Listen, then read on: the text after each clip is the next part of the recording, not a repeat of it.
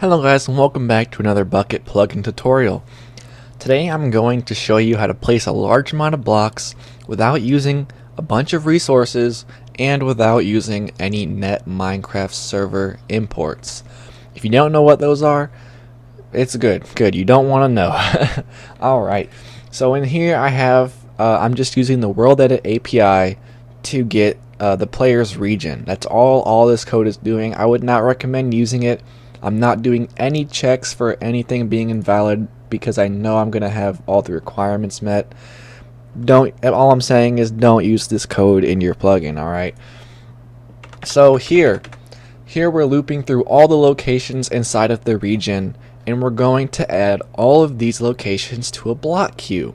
Now, first thing we have to do is make a block queue. So I have a class here, and you can make this a singleton class or you can make it a non-singleton class. It just depends on your usage. I'm not going to make this a singleton class just because I'll have to do a bunch of extra stuff to make sure it's not already placing blocks and doing all that. So we're just going to make it a class that we can create as many instances of that we want. So every single time we run the command, it's going to make a new instance of the class is basically what I'm saying. Alright, so the first thing we want to do is make a block queue. I'm going to use a hash map for this of locations and materials. The reason I don't use blocks in materials so I can just quickly get the block is so I don't have to store the location, the material, all these different values. I can only save the location, which I can get the block from. So that's my method of doing it, and we're just going to name this the queue, and we're going to set it to nothing currently. So we're going to make a few methods. The first one is going to be get queue, and then we're just going to return queue. Or first we should do if queue is equal to null, then we want to set queue to an empty hash map. Alrighty, and then we also want to have a method for getting and setting blocks to the queue. So we're going to do a public void add block, and we're going to have a location and a material.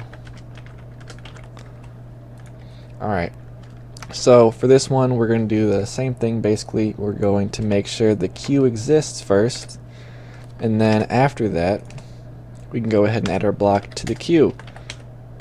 Go ahead and put our location set to the material, and there we go. And then we want to make another method to get the next location from the queue. So we're going to make this return a location, get next, or we'll just name this next location.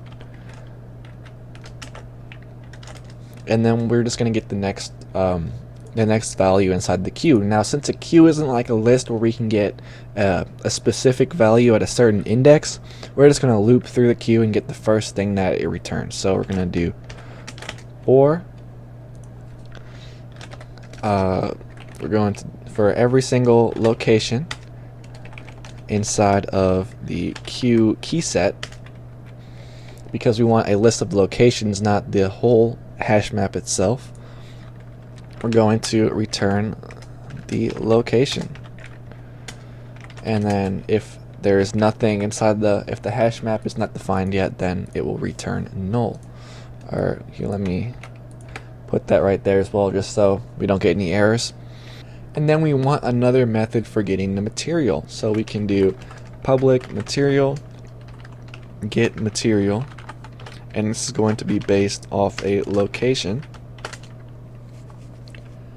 and we want to do queue.get location, and then we want to queue, or hold up, let me make a variable, because we actually want to remove the location from the queue whenever we get it, because we're not going to need it again.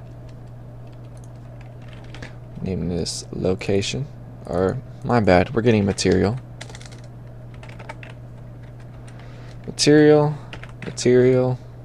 and we're going to remove the location and material. and then we're going to return the material, or the material. Alright, and now we have our BlockQue set up. Now we can use it. So in here, I'm getting the material. I'm going to specify the material in the command, and it's going to all be one block. And then here I'm getting the location, every single location within the cuboid, or within the region, since I'm using world edit, I guess, but either way, you know what I mean.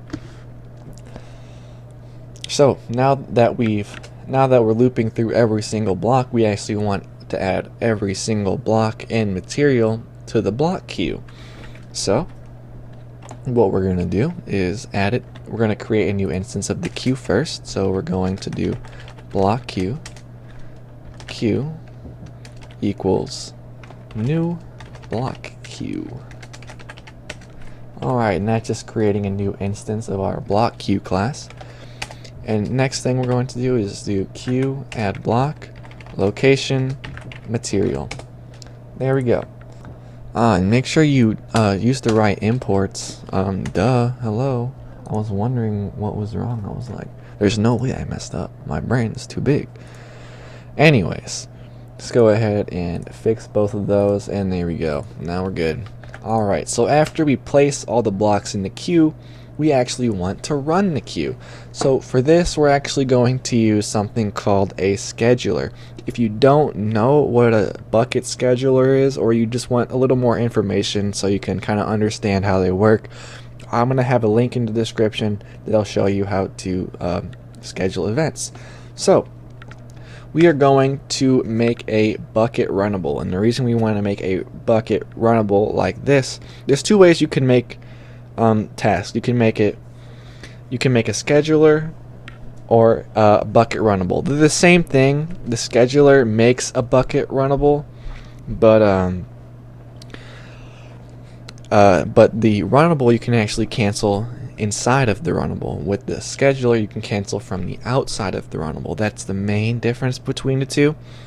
I'm not going to get into any more detail here because that's all I really know, honestly. But anyways, we're going to create a new Bukkit runnable, and this is going to run. This is going to add a delay between all the block placements. So as you see here, it says this little squiggly line, you did something wrong, and that's just because we have to add an unimplemented method. Alright, so this is what's going to happen whenever the runnable is run. Alright, so on this Bukkit runnable, we are going to set it to be a task timer. What a task timer does is adds a delay between when it runs this code. So we have three variables here. The first one is an instance of your main class. You can go ahead and just pass it in right there.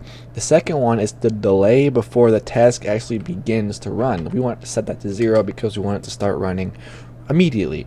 And then after that, we're going to have the time that it takes in ticks between runs. So let's say you want to have a 1 tick delay between every single block placement. Then we can put 1 right here. 2 tick delay, 2, 3 tick, 3. You get the gist. Alright. So inside of this, we're going to first, we want to make sure that the size of the queue is not 0, because if the size is 0, it's empty and we do not want to place any more blocks. So I should actually put this inside of an if statement that says if BlockQue, queue dot get queue size is greater than 0, we want to run this code. So I'm actually going to make a variable for the size.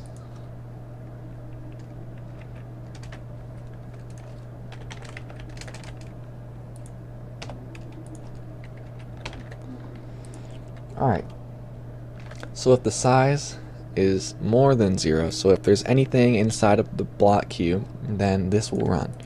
So first thing you want to do is make sure the size is not 1. The reason we do 1 is because by the time it gets to 0, it'll be too late. We want to do this on the last block placement. So we want to do if size is equal to 1, want to cancel the task. Alright, and just because the nature of how Bukkit Runnables work, you can't actually have a variable inside of it. It has to be a final variable if you're using one. So I actually had to use this method to get the size of the queue so we don't have to update it every single time. So what we want to do first is actually place the block from the queue. So how do we do this? Well, if you remember, inside of our BlockQue we made a few methods to get the next location and get the material that goes with that location. So we're going to go ahead and use that right now. We can do location is equal to queue dot get our next location, and then we want to get the material equals to queue dot get material from this location. Alright, so after we've done that, we finally got what we need. But to set the block type, you actually need to get the instance of the block at that location. So how we do this is we can make a variable named block. You don't have to do this, but I'm going to make the variable named block, and we're going to do location.getBlock. It's that simple. And then after that, we can do block.setType to material, and there you guys go. That's it. We've done it. I'm going to go ahead and hop on in game here and show you what we've created. Alright, so as you guys can see, I have a selection of about 100,000 blocks, which granted is not that much, but I'm running on a server that has like not even a gigabyte of RAM right now, so this is going to be lagless even on such a server as this. So if I do /place blocks, and let's do diamond ore, of course we have to do diamond ore. Hello, Feature Me here. I just thought I would do a better job at explaining what I was trying to say inside of the video. So as you can see, the blocks are placing in a completely random order, and that is because hash maps do not retain the order that items are added to it. So if you want to retain the order, all you would have to do, instead of storing the locations and the materials inside of the hash map, what you would do is store a list of materials and a list of locations, and then you can get a specific index of each one. And then also, if you want to speed up the process, you can make cubes out of sections. You can place strips of blocks at a time. You can place like 5 or 6 at a time, however many you want to speed it up, just because placing one block every tick does go slow if you want to make some larger block placements. If you guys want to see any more advanced topics, let me know down in the comments what you guys want to see. Until next time, guys, that is all, and I'll see you in the next one. Nice! The mutt's nuts, in fact.